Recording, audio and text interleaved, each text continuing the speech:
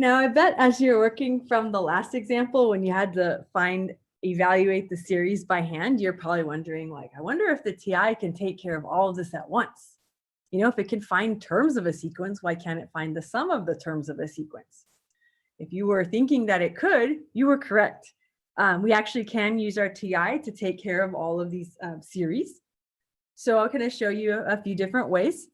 It kind of depends on what operating system you have. I'm going to start off by using the older operating system because I know a lot of us still use that a lot.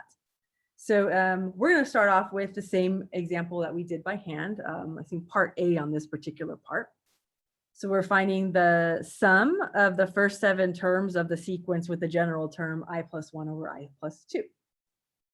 So the first thing I'll do is I will go to my TI. We're going to switch over for you.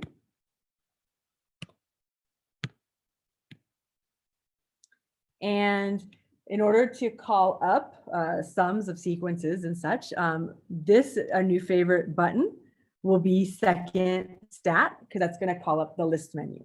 So we have second stat. And now we're going to scroll over using the right arrow key to math. And that's the math you can do with the terms of the sequence. And you probably guessed it. Actually, it's not number 1 anymore. It's moved to number 5. I guess it's going to depend on what we're looking at. So we'll change that. So that's the sum we're looking for. So we can press enter. So you notice that shows up on your home screen. Now we want to repeat the process for entering a sequence. So if you remember, we have to press second stat again. And we're going to go over to operations. And we'll select item number 5. And we're going to enter a new expression. So remember, let's clear what we have previously out. Our expression is I plus 1 over I plus 2. Now, we kind of prefer to use X because we have a nice shortcut key. So that will just turn into X plus 1 over X plus 2. Because you do have a fraction, you want to be careful that you're enclosing the entire numerator in parentheses. Division key. Now you have the entire denominator in parentheses. So X plus 1 over X plus 2. Press enter. We are using X in our expression. We're good to go. Are we starting on the first term? I believe the summation said I equals 1, so we're good to go. Are we ending on the 5th term? No. At the top of the summation, our sigma notation, we see a 7. So we're ending on the 7th term. And then are we taking the sum of all the terms in between? So are we saying term 1 plus term 2 plus term 3 and so on? That would indicate that we're using a step of 1. So maybe they wanted to find the sum of every other term, then you would change the step number. So let's press enter. Now paste is highlighted. So now what we have listed in our TI is the process to enter the sequence. Now notice if you don't have the TI-84 plus, you will see sum in front of the sequence, and then you'll have the list of the sequence. Notice that all of the syntax is separated by commas. So you have your general term, you have your variable used, your starting term, your ending term, and your step, and everything's closed by a parenthesis. So it's pretty much you're saying, what is the sum of the sequence? So now, if you press enter,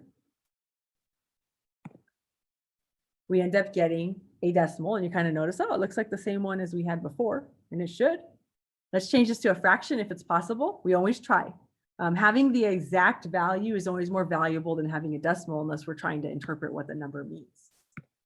So you enter it and you notice, oh my goodness, it's the same value. So that's good. I mean, we know if we did it by hand and we did it with a calculator, they are matching. So let's go back and enter that answer. So there's really no work here if you are using your TI. I believe your final answer will still be 142, so 14,291 over 2,520. Now notice it said round to 4 decimal places, but here it is. The if necessary part means that we would still use the exact answer if it's possible with our TI. So just a little warning, sometimes the TIs will not be as accurate. So if maybe you have an older operating system, if you need to use a decimal, we'll probably account for that if we were giving a test or a quiz. So now we feel pretty good. We can use our TI to help us find the answers.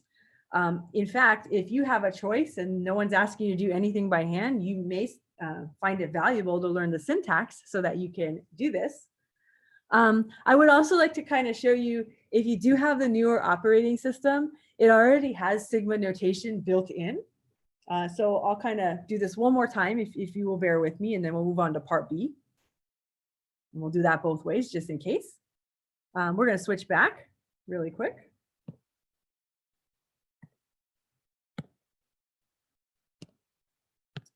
And if you want to, you can press Math to call up the Math menu. And if you scroll all the way down, you will notice that item number 0 has summation notation. So you can press enter. And look, it already calls up the whole summation for you. So you're pretty much entering exactly what you see. So if you're trying to say, what am I supposed to enter? I'm going from 1 to 7. So feel free to use what variable you'd like, but I'm using X. So X is going from 1 all the way up to 7, using the arrow keys to enter my box in. And now if we're entering the fractions, you could actually use fraction notation if you'd like using the shortcut, but I'll keep it the same. I'm going to enter X plus 1 as a numerator, divided by, open parenthesis, X plus 2. That's a lot quicker, by the way.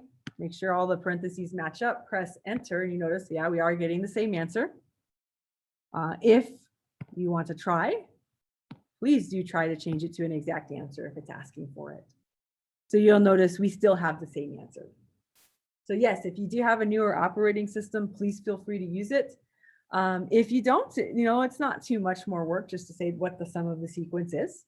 But the main point is make sure you have the answer. So let's move on. We'll do one more together. We'll switch back over, we'll look at part B. And it's another fraction. But this time you'll notice that you are taking the summation, you're taking the terms, the first term all the way up to the 10th term. So you'll start saying, oh, it's getting tedious. If I try to do this by hand, it's doable, but if my TI can take care of it, let's go that way. So let's call this up again. So I'm going to have to go with switching back over.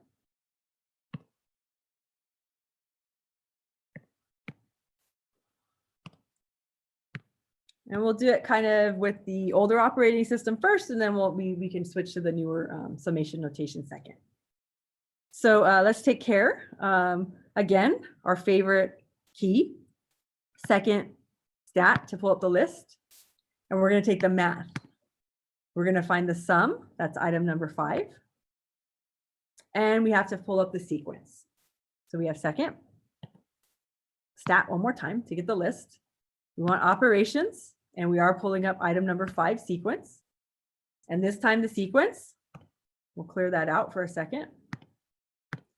I believe you have 8n. So make sure that you are, I'm using an X, using the numerator in clear parentheses, divided by, I got to check this a little bit, should be 3n minus 1. Let me switch back.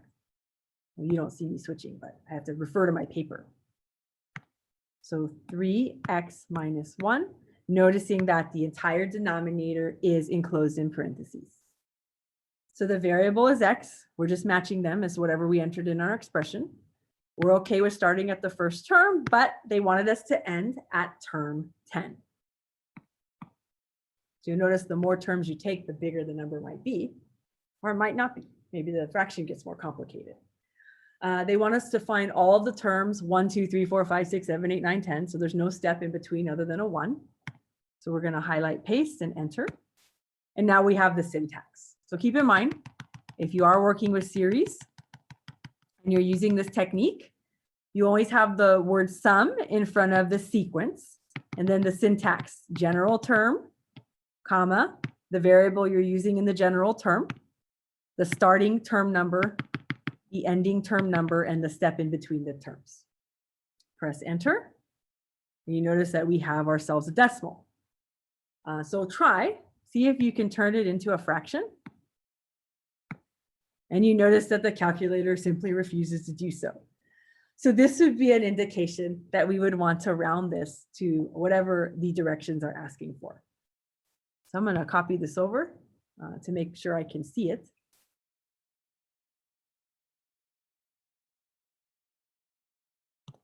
I think I pressed it a couple of times, but it's okay. So we'll share. I'll copy it straight onto our screen. So now you can kind of see, and I can see. So I know I would have my TI right by. The if necessary part, we are going to have to use for this part B because it did not give us an option to change it into a fraction. So if we're rounding to 4 decimal places, let's first start off with just listing what we see. 29.900223333. So obviously that's not 4 decimal points. That's what I see. There's more to this. But if we're using 4 decimal points places, we still have 29 point. And if we're counting out to 4 decimal places, we are remembering 4 decimal places, we would underline, that's where the 2 is. And we use the digit right after as the test digit to indicate, do we keep it the same? Do we keep that underline 2 the same, or do we bump it up? And because the 2 is not a 5 or greater, it means we keep everything else the same. So rounding would be 2.9002. And that would be the sum of the sequence. Now, similarly, if you want to switch back real quick and just make sure you're okay with using sigma notation, if that's what your calculator can do, we'll do that together. So again, if you want sigma notation and your calculator allows for it, we'd have to scroll down. We're on the math menu. We are on summation. We'll press enter. And now we have I'm using X going from 1. Oops, let's be careful. It's a little sensitive. We're going from 1 to 10. And then we just have to enter in our particular term. So let's try to see if the fraction works this time. So I can use my alpha shortcut key. See? I can use the fraction. So that's item number 1. Yeah, it's a little prettier. So we have 8x. That kind of helps clean up some of the parentheses. Over 3x minus 1. And if you don't have that, no worries. You just kind of go with what we did. Press enter, and you see we're getting the exact same answer. It's a little more user-friendly, but we work with what we have. I mean, you can get by great with just kind of knowing a few buttons to press. So I hope this helps. We have nothing else to write for this example. I really like using the TI because it really minimizes the chance of making a minor error. But if you ever are asked to do this by hand, the TI can back you up as well. So I'll see you in the next example.